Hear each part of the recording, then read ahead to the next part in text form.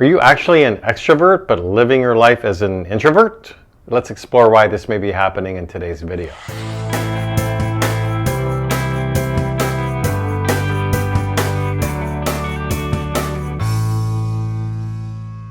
So in your essence, have you felt as though you're somebody who seeks out social interaction? You actually enjoy it.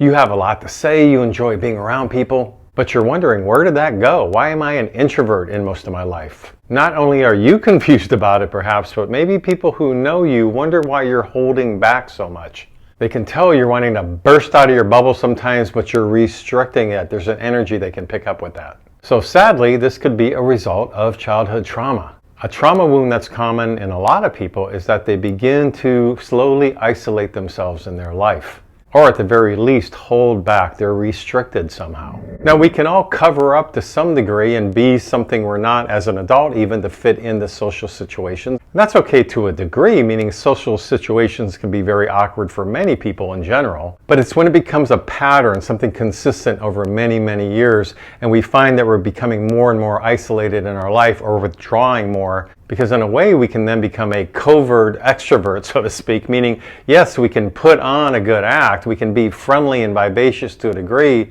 but it may be very empty because we're not actually being authentic. It's more about getting through something. Let me just fit in temporarily because I just want to go home and chill and just get away from people. And that sadly is what happens to victims of some sort of childhood trauma. You just want to remove yourself. It's understandable, right? Your boundaries were broken at home in all kinds of ways, and now as an adult you're like, get people away from me. But we have to be careful with that because we may be thinking that's in our best interest at the moment. And maybe we do need a temporary break in our life to sort of lick our wounds, so to speak, for a while. But if we make it be a lifelong habit, we're going to pay a price. Because the price connects to that. We're not really talking about solitude here. Solitude is different. Solitude is where we're actually quite comfortable in our own skin with what we're all about. We can be around people if we want to, no problem. But we're choosing to remain quite alone in our life. It's a wonderful feeling. It's solitude. It comes from a healthy place. But purposely isolating and running away and or repressing parts of our personality is when we're left with an emptiness, a void inside ourselves that kind of grows exponentially over many years if we're not careful with it. And by the way, being an extrovert doesn't necessarily connect to the term of being the life of the party. That's sort of a stereotype. This is more about somebody just simply feeling energized and alive when they're around others, when they're sharing themselves in social situations.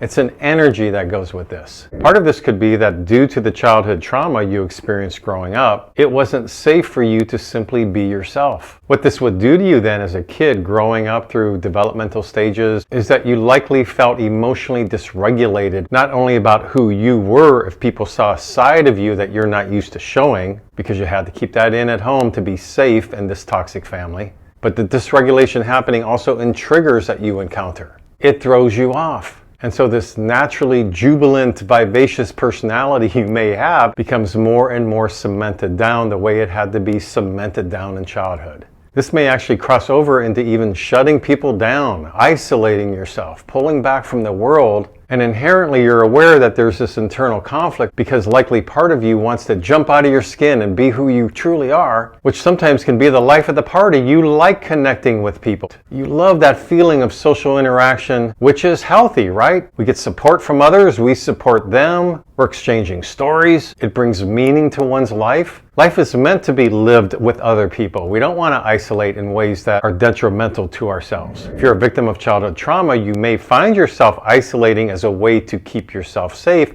and you may rationalize it even as, and this is the best thing for me. Well, of course it feels like the best thing for you because it simply feels safe. It wasn't safe for you growing up. Maybe you were ridiculed, scapegoated, made fun of, beat up occasionally. Maybe you were emotionally abandoned, and on and on and on. So therefore, it became safer to just be by yourself.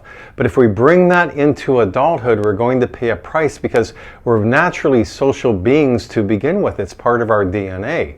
We may rationalize it as like, no thank you, I'm quite well on my own, or in this case I'm focusing more on shutting down parts of our personality. But we want to analyze all this from a deeper angle in terms of what parts of ourselves are we sacrificing because of the childhood abuse. So we want to be aware that it may feel safe and we're not being ourselves even, but actually in a way you're making yourself feel even more unsafe because you're now perpetuating a habit that began as a coping mechanism when you were young. So it can become all very convoluted, right? So I know for myself growing up, I had to really hide parts of myself to feel safe within my family unit. And I, like many others, learned skills to just simply withdraw from life in terms of showing what you're all about. You can still show up for life and do quite well in many areas, but you're always on the outside looking in because you're not allowed to be yourself, so you think. And it is true when we're young, but if we're carrying that into adulthood, we want to question ourselves about that, really confront it.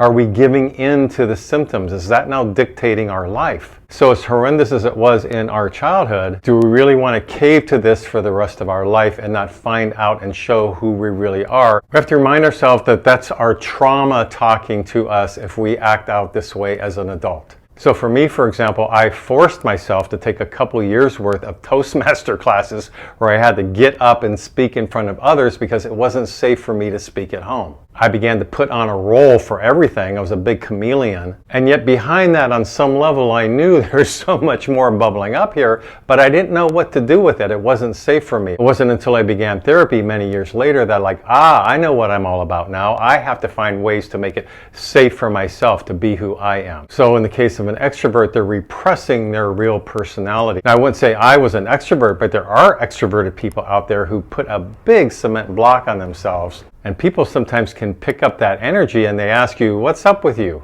Knowing that there's a whole lot going on there behind the mask. So if you're a people person and in many ways you have found yourself isolating yourself, pulling back, then it may be time for you to take a hard look at yourself. Maybe it's time for some therapy where you can deeply explore what it's like to begin letting go of what you needed in childhood to get you through that stage of your life, these coping mechanisms you had to have back then that you don't need anymore, and how you can begin letting go of this emotional cage that you've been in for many, many years. I'd love to hear any thoughts or comments you have about this topic in the comments section below. Please subscribe to my mental health YouTube channel if you like these kind of videos. And until next week, this is Brad Shore signing off from Ask a Shrink.